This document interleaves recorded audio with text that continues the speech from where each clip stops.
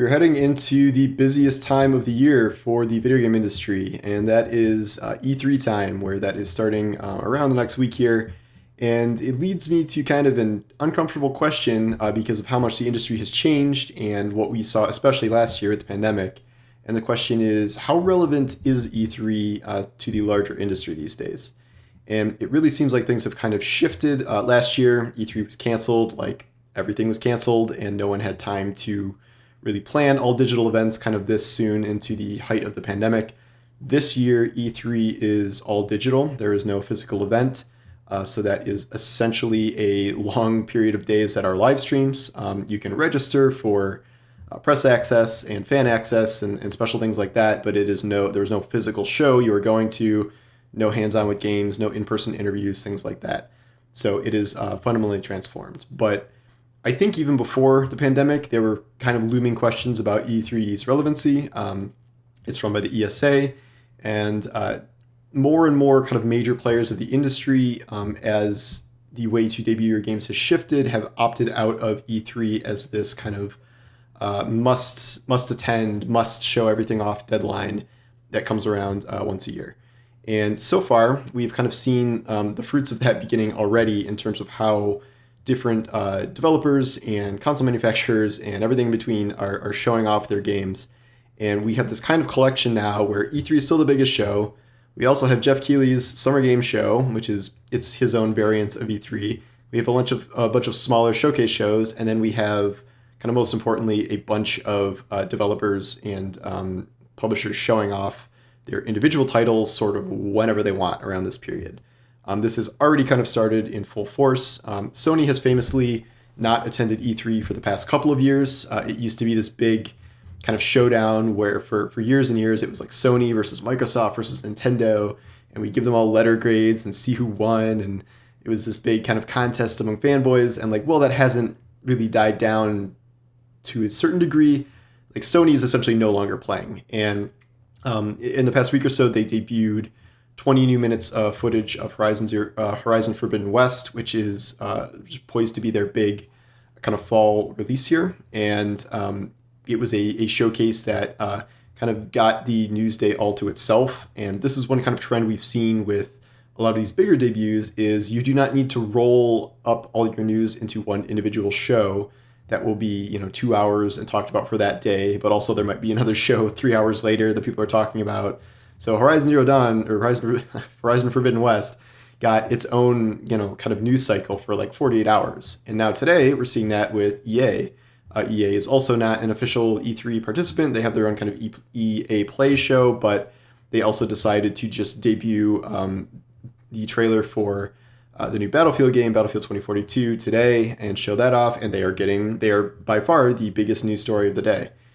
In terms of the people that still are attending E3, Nintendo always is still a presence, but for the last few years, Nintendo has mostly been just airing a larger direct than normal. Even when there is an in-person show, they just sort of make a pre-made video, and then they will have kind of an ongoing Treehouse live event where various hosts and players and things will just kind of casually talk and go through some of the announcements and maybe play some of the games, but there's no kind of big stage show.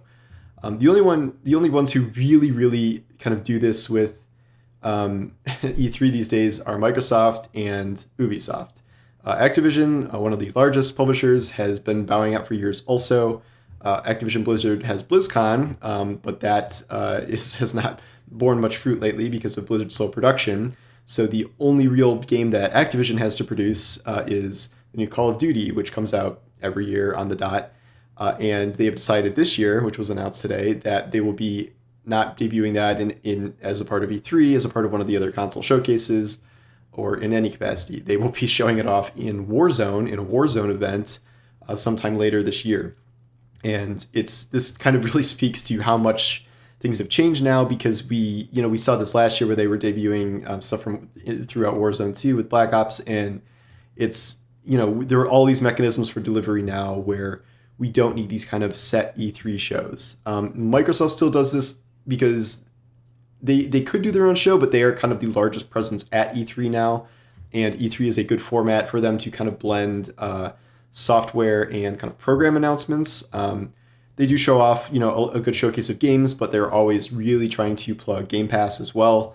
And this is kind of a good opportunity to intersperse, what's coming to Game Pass announcements with new debuts in that sense. So they have kind of stuck around as one of the true, like, kind of last giants of E3 that are still there, and they can kind of by default claim they've won the show every year if the other people aren't really participating in the same capacity.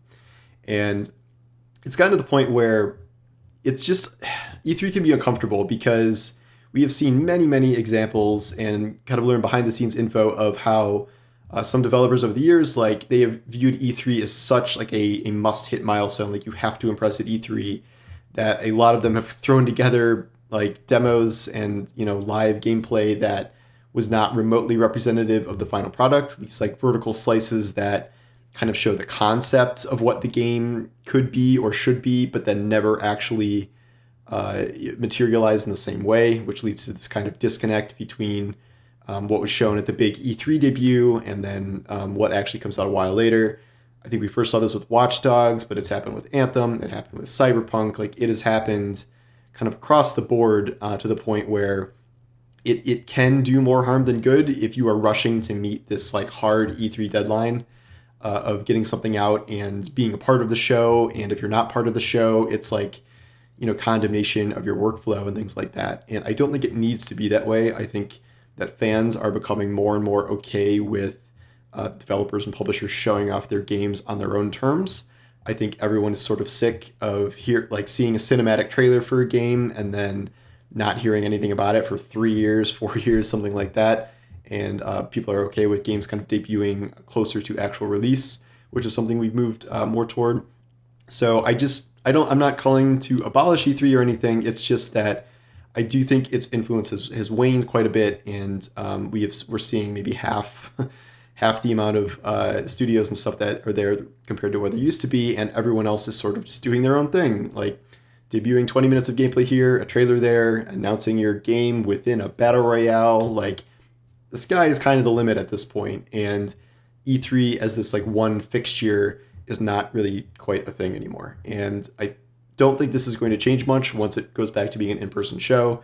It might be more interesting for the fans and the press now that once it's not kind of just watching live streams and it's actually going and playing things again. But I don't think it's ever really going to fully reclaim its relevance as a kind of industry powerhouse event. And not that there's anything bigger necessarily now, it's just that things are more kind of diffuse and spread out among a series of events kind of all year long. And we will just keep seeing more of that because that is just kind of the age of delivery. You deliver stuff when it's ready. You don't kind of scramble to make these arbitrary, we must show a trailer now deadlines. So that's where I think things are moving. And I guess we'll see what happens in a week or so. Take care.